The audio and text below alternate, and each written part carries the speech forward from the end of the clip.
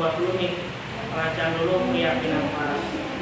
Jadi selama belajar di kelas 12 ke depan, prinsip yang kita pegang itu adalah keyakinan kelas.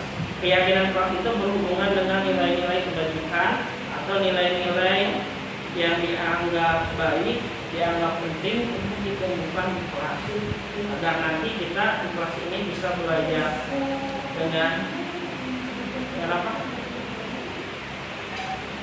Aman, terus tenang, terus sungguh-sungguh. Bikin tuh keyakinan kelasnya kita tuh. Keyakinan kelas itu mencerminkan nilai yang ada di kelas.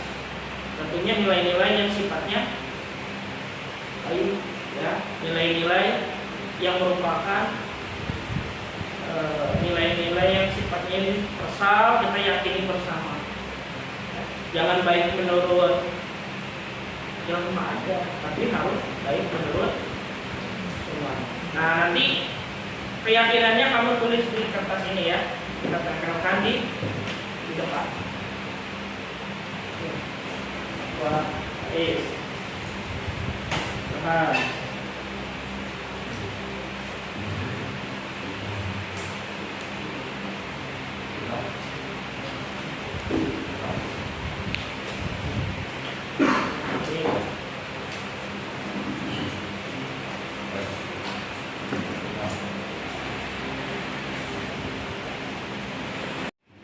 Yuk. Pertama kita harus saling Tolong menolong. Terus? Yang kedua kita harus bisa lebih serius lagi dalam belajar. Serius. Terus saling bekerja sama dalam hal kebersihan dan keamanan. Tidak menjadi teman, tidak berisik karena bisa fokus dengan pelajaran. Terus juga selalu suportif. Terus selanjutnya saling membantu serta berkolaborasi dalam menciptakan situasi kelas yang tertib dan nyaman. Selanjutnya kita harus saling menghargai perbedaan pendapat orang lain dan tidak memaksakan mereka untuk berpendapat yang sama dengan kita. Kita harus saling tolong menolong demi menciptakan lingkungan kelas yang aman, nyaman, dan mesra. Selanjutnya kita harus bekerja sama, kita harus peduli. Kita harus menjaga lingkungan sekolah untuk kepentingan bersama, saling menghargai satu sama lain maupun beda agama dan ras. Saya yakin orang yang pendiam justru lebih baik daripada orang yang banyak bicara. Jadilah diri Anda sendiri. Saya yakin masih ada diri Anda yang dulu. Iya, siap. Makasih ya Citra. Bagaimana kita menanamkan budaya positif di sekolah? Ada tayangan.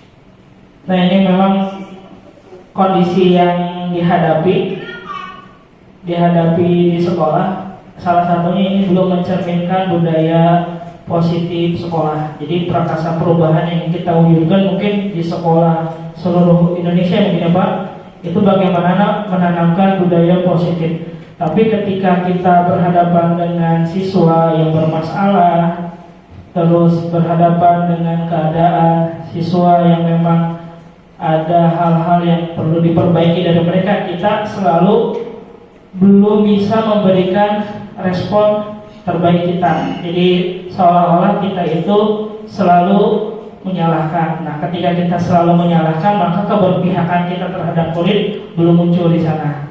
Nah, kalau dikaitkan, di sini ada yang namanya teori disiplin.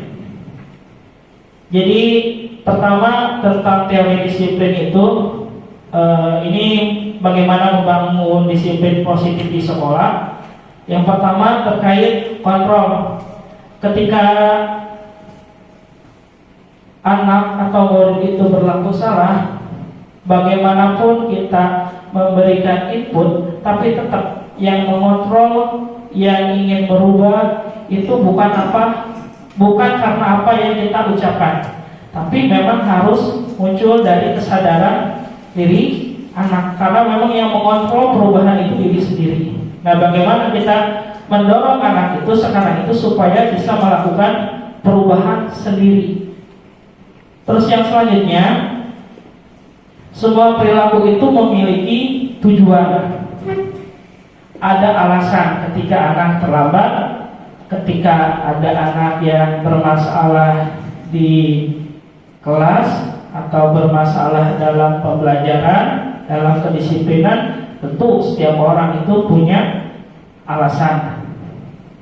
Perlu ditanyakan, perlu dipahami mengapa. Nah, ketika mengapa, maka ada beberapa hal yang bisa kita tangkap dari hal-hal yang disampaikan oleh murid-murid kita terkait pelanggaran atau hal-hal yang menyimpang yang mereka lakukan. Karena pada dasarnya manusia itu tidak ingin melakukan perbuatan yang salah dengan sengaja dan berulang-ulang tanpa ada alasan yang jelas.